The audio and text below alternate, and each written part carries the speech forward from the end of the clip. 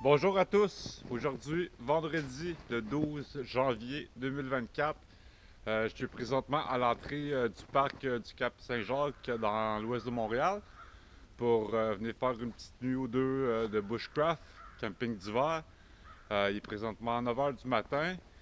J'ai environ 2 km à faire pour joindre un campement que j'avais fait l'été passé. Donc environ 1 km en sentier et un autre kilomètre plus en forêt. Avec mon package, mon sac, j'ai environ 45 livres de package. Il est 9 h du matin, il fait beau, il fait soleil. La température est bonne, il fait moins 5 degrés. Ce soir, vers 21 h, 22 h, il annonce une tempête de neige de 10 à 15 cm de neige et surtout des fortes rafales de vent de 50 à 60 km/h. Donc, j'ai quand même un bon 6-7 heures, monter mon campement, ramasser du bois, m'installer comme il faut, être confortable, rester au sec, profiter de cette belle nature ici en cette belle journée d'hiver. Donc, c'est parti, on s'en va au campement, petite marche de 2 km.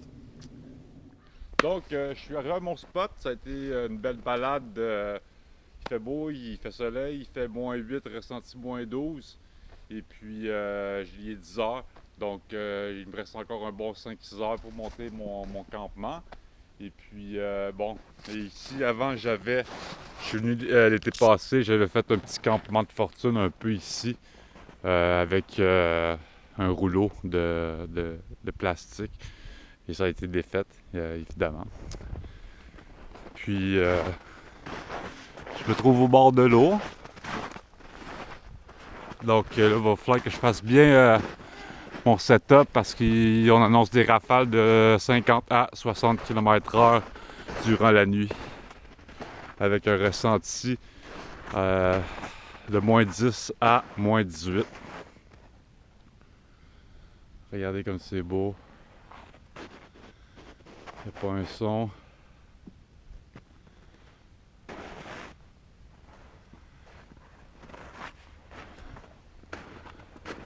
Donc, ça va être une belle petite note en perspective. Faut que je me prépare bien. Il annonce froid, beaucoup de vent, beaucoup de neige. Donc là, je vais aller monter mon setup juste ici en arrière. Le terrain est assez plat.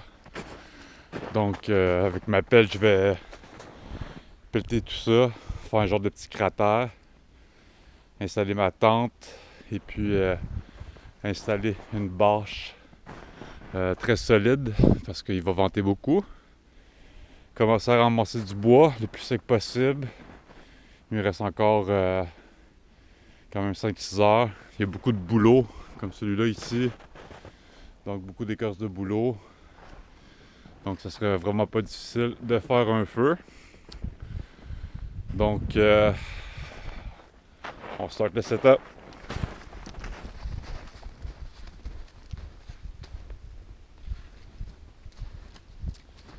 Donc en premier lieu, qu'est-ce que je vais commencer à faire, c'est vraiment de taper mon sol pour installer ma tente. C'est la chose à en faire en premier, surtout en hiver, c'est de vraiment se consacrer en premier lieu pour faire son abri, c'est très important. Donc là, qu'est-ce que je vais faire? C'est de tasser la neige, faire un genre de petit cratère, peut-être ma tente. C'est important de très bien taper la neige, la durcir le plus possible. Parce que si on ne le fait pas, on met notre tente dessus. Quand on va rentrer dans notre tente, souvent on est à genoux. Et surtout quand on dort, quand on se tourne, on a tendance à vraiment mettre nos coudes dans la neige. Puis la chaleur se crée, donc on se ramasse vraiment avec des bosses un peu partout. Donc l'idéal, c'est vraiment de commencer à se faire un beau sol assez dur. Fait qu'on y va.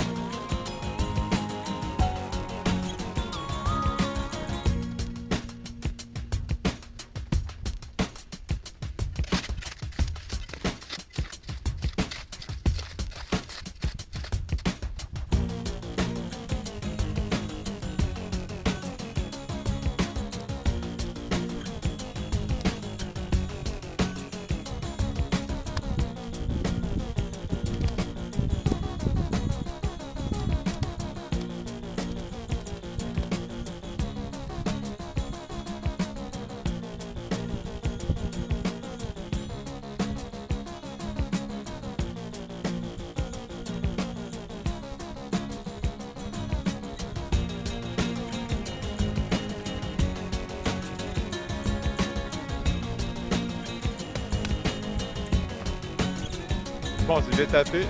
Maintenant, je vais aller chercher un peu de cèdre, sapin, des feuilles. Je vais mettre un peu sous la neige, geler un petit peu.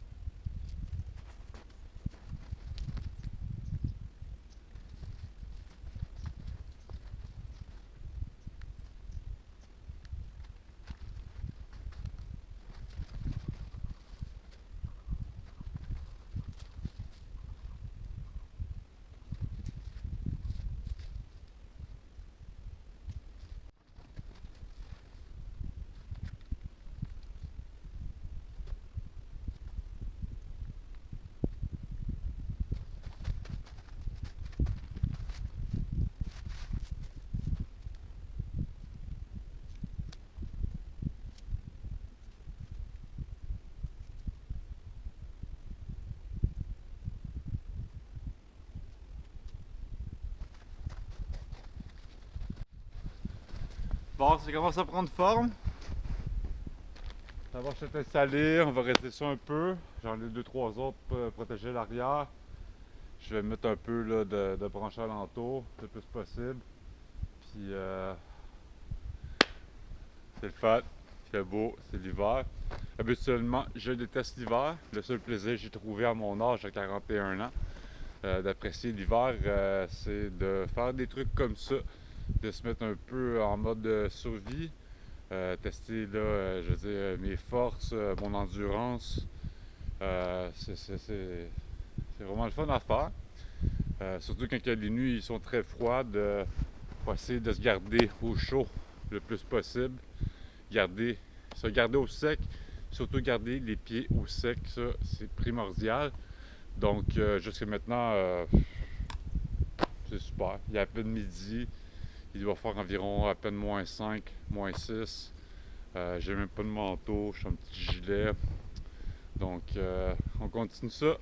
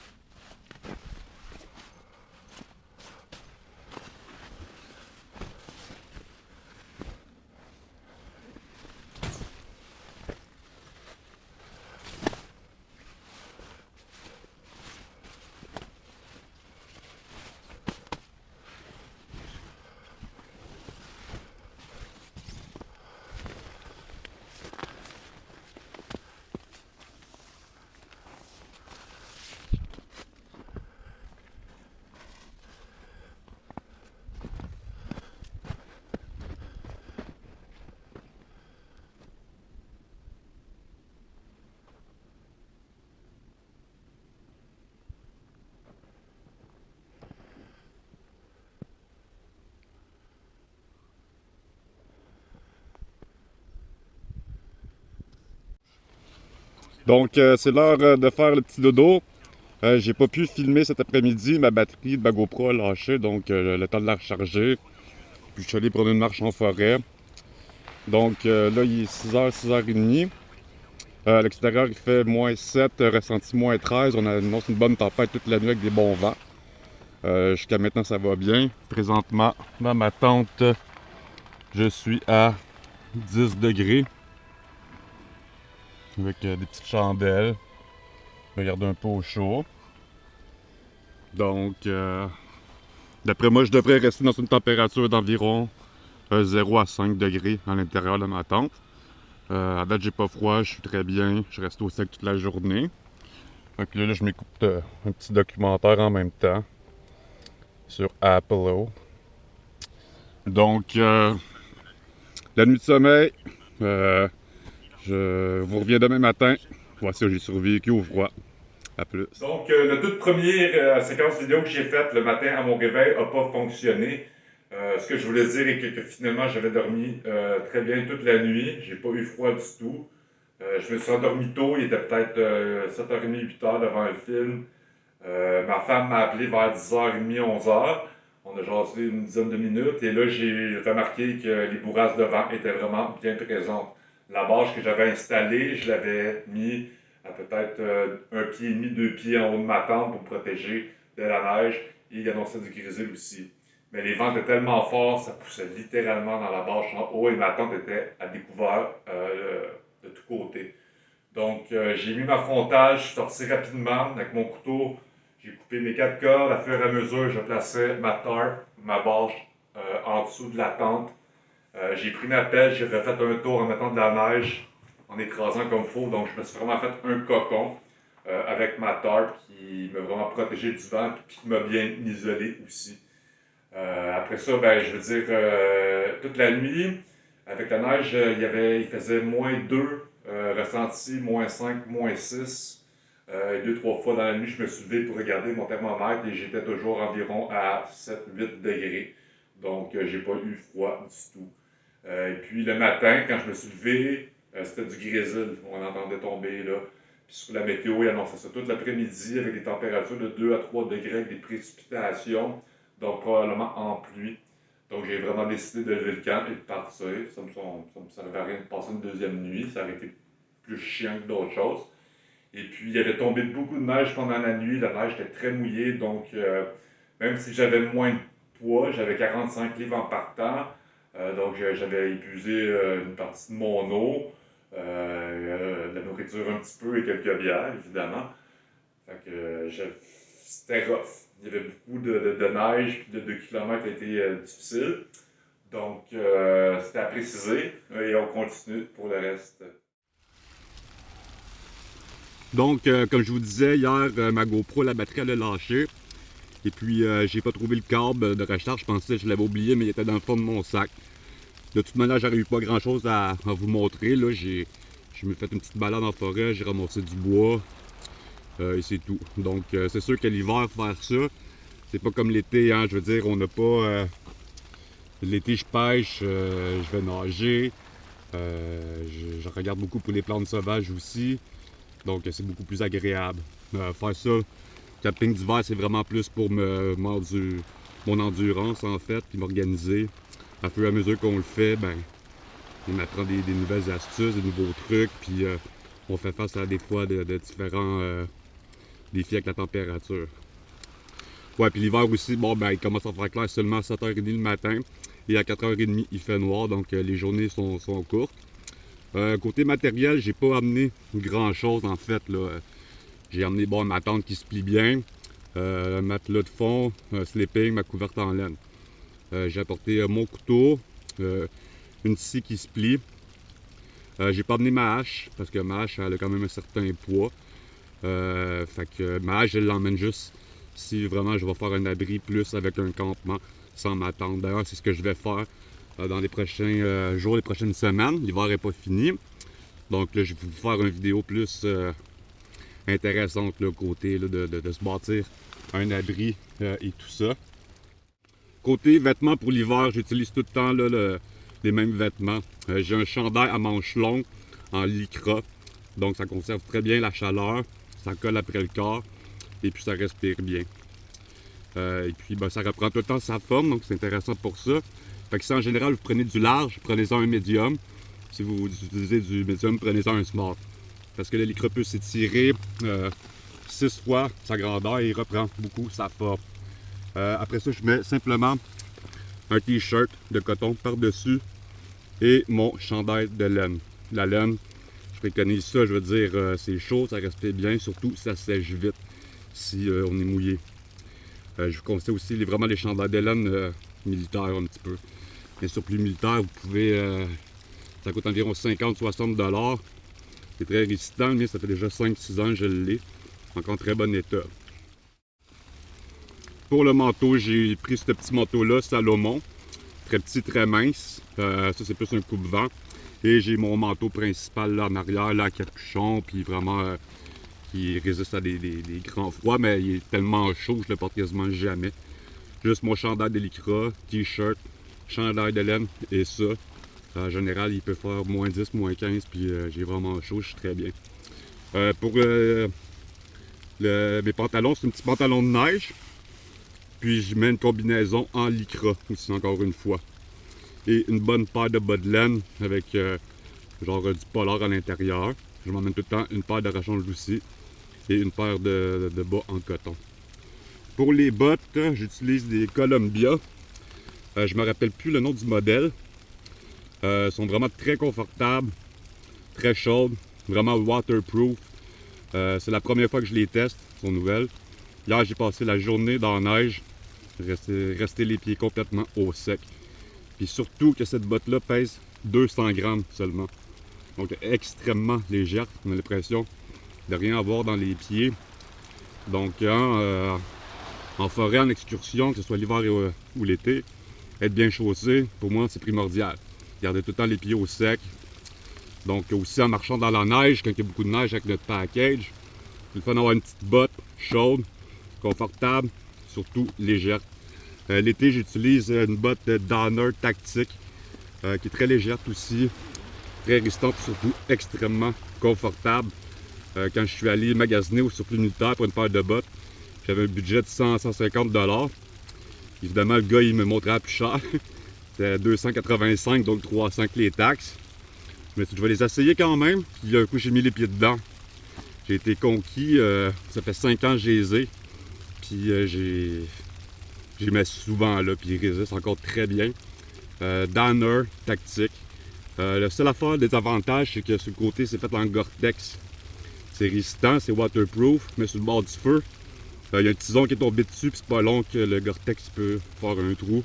C'est le défaut de la botte. Par contre, pour le reste, c'est très résistant, mais surtout très confortable. Donc, il est rendu 9 h. Je vais me faire un autre petit thé. Là, je bois un petit thé de Bengale, qui est cannelle, gingembre et clous de girofle. Et je rajoute même des clous de girofle dedans et des gingembres en tranches. J'adore cet thé-là. L'hiver, c'est très réconfortant, bon goût, j'adore ça. Et puis après ça, bon, je vais commencer à démonter le campement parce qu'il annonce une petite accalmie bientôt. Fait que je vais avoir à peu près une petite heure et demie, 2 heures pour démonter ça. Ça va se faire très rapidement. Et puis faire surtout mon 2 km. J'ai 1 km en forêt. Donc là, il y a beaucoup de neige à l'extérieur. La neige va être mouillée. Fait qu'on voit pas les branches en dessous de la neige, c'est un peu plus difficile à marcher. Par contre, sur le dernier kilomètre, je suis en sentier. Fait que ça devrait mieux aller là, pour les derniers kilomètres, juste pour me rendre au stationnement. Côté nourriture, j'avais amené là, pour à peu près 2 jours si je passerais une deuxième nuit. Donc j'ai amené 2 cannes de bin au sirop d'érable, 2 cannes de fèves au lard. J'ai emmené aussi 4 paquets de nouilles, là, des petites nouilles maman, là, comme des ramen. Un paquet de viande jerky. Et puis une canne de thon. Et puis 2-3 petites barres de protéinées.